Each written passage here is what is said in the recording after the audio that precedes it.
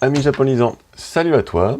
Aujourd'hui, on va voir un petit outil très sympa qui est le Denshi Jisho, donc dictionnaire électronique en japonais, mais cette fois-ci en local.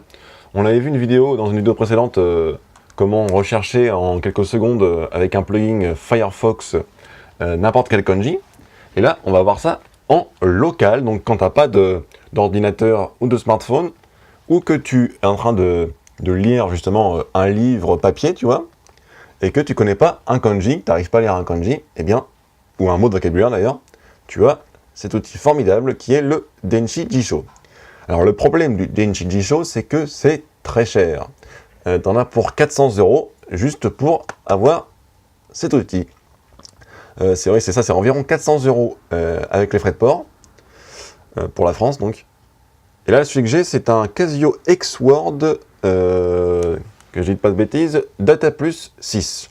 Donc en gros, il a le dictionnaire français-japonais et le dictionnaire japonais-japonais.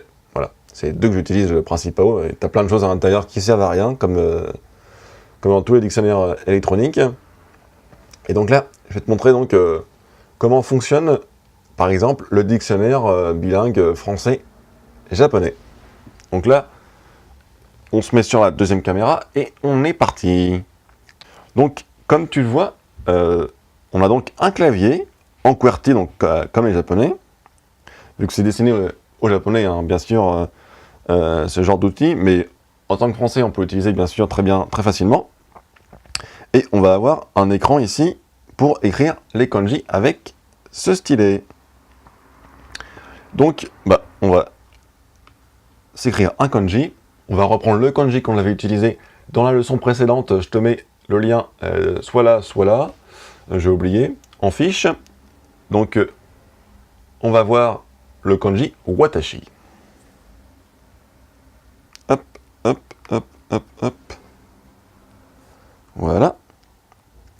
Alors, pour que le logiciel reconnaisse bien le caractère, il faut le faire à peu près dans l'ordre des traits, tu vois. Pareil, j'ai expliqué ça dans une autre vidéo. L'ordre des traits, les bases pour l'ordre des traits, pour pas se tromper, même sans regarder dans un dictionnaire où c'est marqué l'ordre des traits. Donc là, j'ai tapé watashi, tu vois, donc là il me le met là, mais s'il a mal reconnu, en fait tu peux cliquer ici et le refaire. Là, en cliquant ici, en cliquant sur le kanji, en fait tu peux choisir s'il s'est trompé, ce qui y ressemble. Mais là, il s'est pas trompé, donc on va taper le watashi. Le kanji pour watashi. Et là, tu vois, il a cherché tous les mots qui commencent par ce kanji, par le kanji qu'on utilise pour dire watashi. Donc comme j'expliquais la dernière fois, tu vois, watashi, il peut se prononcer watashi comme ici, donc je, moi, et watakushi. Donc tu vois, le problème de ce dictionnaire du petit royal, là, ici, là, c'est que les phrases d'exemple, tu n'as pas la prononciation en hiragana, ni en romaji d'ailleurs, tu n'as aucune prononciation, donc c'est pour un niveau intermédiaire quand même. Par contre, tu as quand même l'utilité d'avoir la prononciation directement du caractère, pour ensuite après le chercher dans un dictionnaire sur internet par exemple, ou sur ton téléphone, sur ton smartphone. Donc voilà, outil très pratique, le Denshi Jisho.